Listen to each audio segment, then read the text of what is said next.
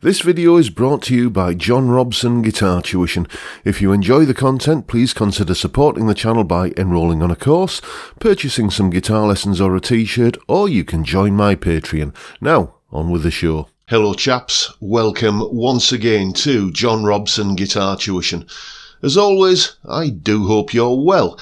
Now then, a little bit of a question for you today. That's what this video is all about, I suppose. And the question is, how do you listen to music? What's your preferred format? Are you still a vinyl junkie? Are you a born-again vinyl junkie? Do you still have, for instance, maybe a bunch of shelves crammed with compact discs?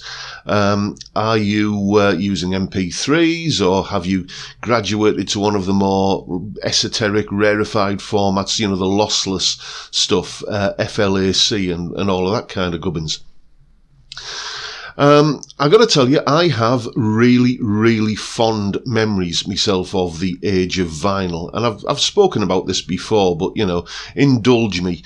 You know, just that Saturday morning trip on the bus into town to visit Alan Fernley's Records on Linthorpe Road in Middlesbrough, a Teesside institution as it was back then, you know, and then you'd pick the album that you wanted, and quite often without knowing much about what you're buying, but you know, it was that thrill of the unknown. And then the bus ride back home, where you're kind of devouring the album sleeve, you know, usually a double gatefold sleeve, and you're reading the lyrics and you're checking out all the small print about, you know, who played on the album and who produced it and everything, and you're trying to kind of get a mental image of what this album's going to sound like. Then you get home and, you know, you've got this whole ritual of taking this wonderful piece of black vinyl out of its sleeve and then out of the inner sleeve and putting it on the turntable, and then there's the headphones, usually with a curly lead, wasn't there? And, you know, I have fond memories of all of that, but I have absolutely no desire to go back to those days, because I also remember the downsides of it. You know, for instance, every time you listened to an album, you were consuming it, you were wearing it out a little bit at a time. And, you know, then there was that whole kind of thing of, quite often you'd have to blue tack a coin onto the top of the stylus arm so that the damn thing wouldn't keep skipping. And, you know, then if your stylus was a little bit worn out, then that would kind of damage the record and make it sound, you know, kind of scratchy and horrible. So quite often you had to factor into the purchase price of the album, a few quid extra to buy either a TDK or a BASF Chrome C90 cassette, so that you could, you know, kind of listen to the album and record it, and then just keep the album as a trophy, and then listen to the version that you'd put onto cassette. In all honesty, it was a massive faff around, wasn't it, if we're being kind of honest. And I got to tell you, you know, when CDs came out, I remember at one point I was walking about 1.5 miles from where I lived to a friend's house to listen to albums that I actually owned, but either on cassette or vinyl. But he had one of these newfangled Philips compact disc players, and I remember the first time I heard I think it was Dire Straits' Love Over Gold on CD. It was an amazing experience. I couldn't believe that music could be this pin sharp and clear. So obviously at some point I got onto the CD bandwagon myself, and you know, replaced all of the albums that were on vinyl on CD, you know, and then, you know, MP3s came along, and that was, you know, that was incredible. You could carry an entire record collection around on something that would fit in your pocket, you know, incredibly amazing for me, you know, it was for me at the time anyway. But then I had a bit of an epiphany over Christmas. Someone bought me a 12-month premium Spotify subscription. Now, I'd tried Spotify before and not been that impressed. First of all, this was in about 2010, 2011, when smartphones weren't as ubiquitous as they are now.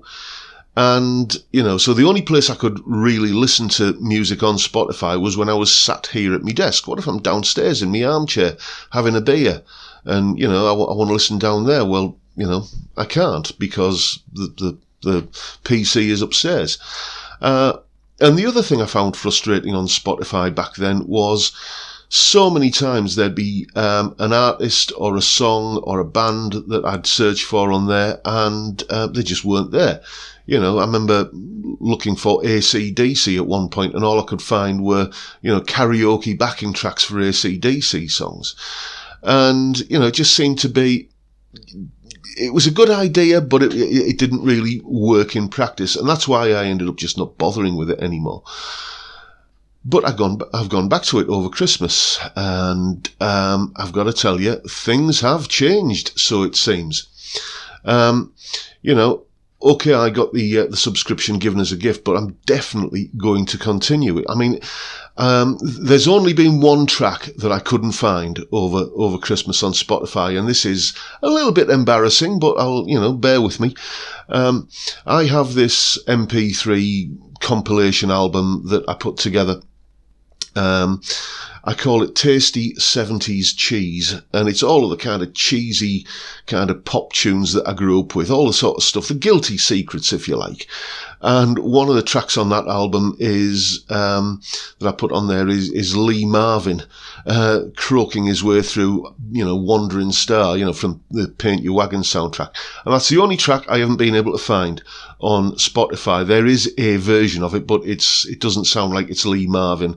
It's just some kind of incidental music from the soundtrack album to that movie, Paint Your Wagon.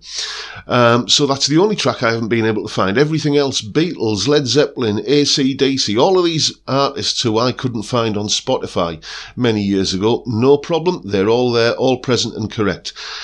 And, when I do start paying for the subscription, it's £10 a month. That's ridiculous. That's a ridiculous price. I mean, put it this way. If you're a bloke like me in your 50s, think back to when you were in your 20s. Think back to your local record shop. In my case, as I said, it was Alan Fernley's Records on Linthorpe Road in Middlesbrough. Think back, if you'd have said to them, OK, here's the deal. I'll pay you £10 a month and then I can just have as many albums as I want. I'll just kind of have as many as I want to keep, by the way, not just to kind of listen to and then give back, because, on Spotify Premium, you can keep the tracks, you can download them. And, it would have just said, well, no, we're not going to let you do that. I mean, it's the price of one CD back then, a tenner a month, or £10.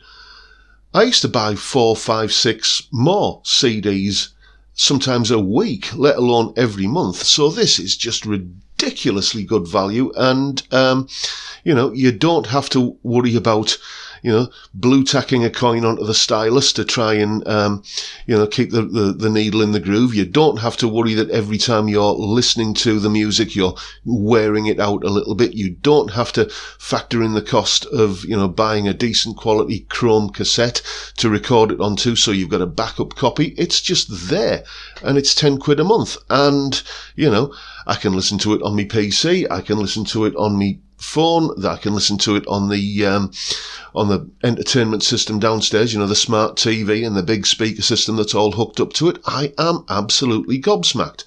And, this is, coming from, a crusty old relic dinosaur of the vinyl age. Yeah, I'm sold on streaming. Now, I know some people will always say that vinyl has a warmth to it and a particular timbre to it that you just can't reproduce.